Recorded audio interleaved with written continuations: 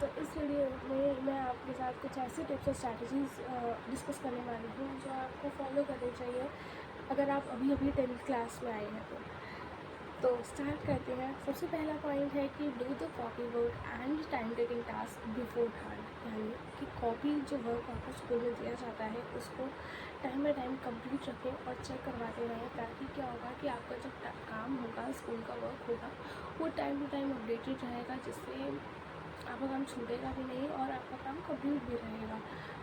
फिर आता है next point, read NCERT of all subjects, यानी क्योंकि एनसीईआरटी को रीड करना बहुत ज़्यादा मैंडेटरी है, क्योंकि जो सीबीएसई पेपर बनाता है वो एनसीईआरटी से ही होता है। तो एनसीईआरटी को तो भूल कर भी छोड़ना नहीं। अगर आप 10th क्लास में बहुत अच्छे मार्क्स को स्कोर करना चाहते हैं तो एनसीईआरटी इज़ द की।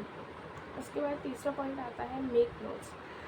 तो नोट, अभी तो साल की शुरुआत है तो आपके पास बहुत सारा टाइम है, तो आप नोट्स बनाइए, क्योंकि नोट्स आपके बोर्ड के टाइम पर ना बहुत ज़्यादा हेल्प करते हैं, क्योंकि उस टाइम पर आप दोबारा से चैप्टर को नहीं पढ़ सकते, तो आप अपने शॉर्ट नोट्स को पढ़ के अच्छी तैयारी कर सकते हैं।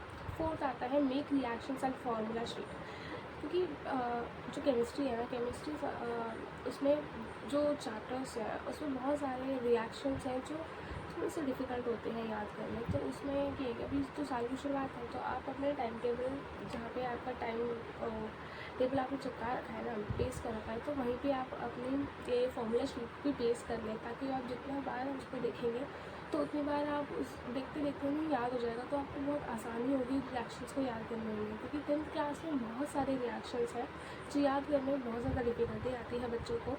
उसके बाद है practice maths questions and physics numericals. Physics is all about numericals.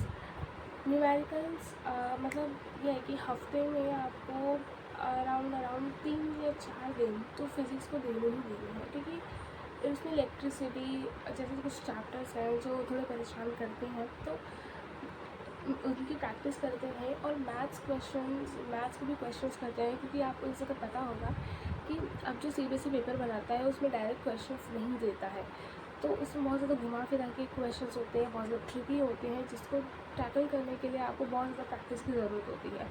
तो साल की शुरुआत से ही आप प्रैक्टिस करते चलें, जिससे आपको सोचने की, क्वेश्चंस को टैकल करने की जो चीज़ होगी ना, वो आपके अंदर आ जाएगी। उसके बाद होता है कि बी कंसिस्टेंट। ये तो एक की है सक्सेस की। ऐसा नहीं है कि आज आपने 4 घंटे पढ़ लिए, 5 घंटे पढ़ लिए और अगले दिन पढ़ा ही नहीं, तो ऐसे मत करना। चाहे आप एक दिन में 2 ही घंटे पढ़ लो, या फिर अगर आप 1 घंटा भी पढ़ लेते हो ना फोकस के साथ, तो वो भी काफ़ी होगा 10th क्लास को अपनी लाइफ की बेस्ट लाइफ क्लास बनाने के लिए। नेक्स्ट पॉइंट आता है complete practical files before hand. Practical files का काम ना बहुत ज़्यादा होता है 10th क्लास में। उसमें ऐसे मत करना कि सजा सजा के लिख रहे हो, नहीं, उसमें सिर्फ जो आपको मार्क्स मिलते हैं वो लिखने के मिलते हैं, सजाने के नहीं सारे। तो इसीलिए बस प्रैक्टिकल फाइल्स को कंप्लीट रखना, बस जैसे भी लिख देना। उसमें आपकी राइटिंग देखिए, बस राइटिंग मैटर करती है, बाकी सजावट मैटर नहीं करती, तो उसमें टाइम वेस्ट मत करना। उसके बाद आता है गुड रेपुटेशन। तो मतलब जो 100 मार्क्स होते हैं उसमें से 80 मार्क्स का तो आपको बोर्ड का पेपर होता है, बाकी जो 20 मार्क्स होते हैं वो टीचर के हाथ में होते हैं, स्कूल टीचर के हाथ में। तो अपनी रेपुटेशन को अच्छे से बनाए रखना, ताकि वो 20 मार्क्स, कि वो बहुत ज़्यादा मैटर करते हैं 90+ स्कोर करने के लिए।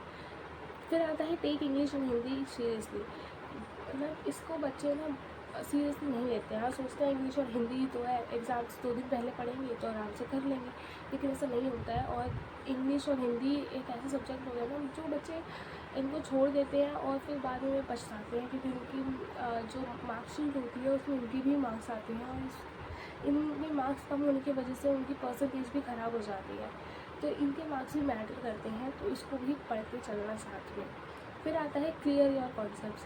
तो 10th पे ना मतलब इतने कॉन्सेप्ट होते हैं कि आप रट नहीं सकते। अगर रटोगे ना तो नहीं कर पाओगे, क्योंकि जो बोर्ड एग्ज़ाम है वो आपको सीधे सीधा डेफिनेशन तो पूछेगा नहीं, एप्लीकेशन पूछेगा। एप्लीकेशन जैसे क्वेश्चंस को सॉल्व करने के लिए आपके कॉन्सेप्ट्स क्लियर होने चाहिए। तो साल की शुरुआत से ही अपने कॉन्सेप्ट्स को क्लियर करते चलो, रटना मत।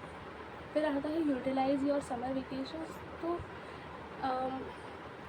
इसमें मैं कहूँगी समर वेकेशंस में अराउंड आप 1 घंटा तो पढ़ ही सकते हो एक दिन में।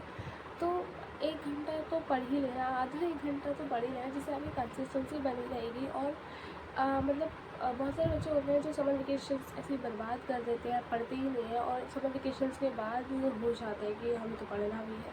उसके बाद जब वो पढ़ने बैठते हैं ना, तो वो उनका मन नहीं लगता पढ़ाई में। वो इसीलिए होता है क्योंकि उनकी कंसिस्टेंसी ब्रेक हो जाती है। तो अपनी कंसिस्टेंसी को ब्रेक मत होने देना। और लास्ट जो सबसे इम्पॉर्टेंट है वो है ट्रस्ट योर टीचर्स। अपने टीचर्स पर ट्रस्ट रखना। ऐसे नहीं है कि टीचर्स को कंपेयर कर रहे हो कि ये टीचर तो ये करवा रहा है, ये टीचर तो वो करवा रहा है।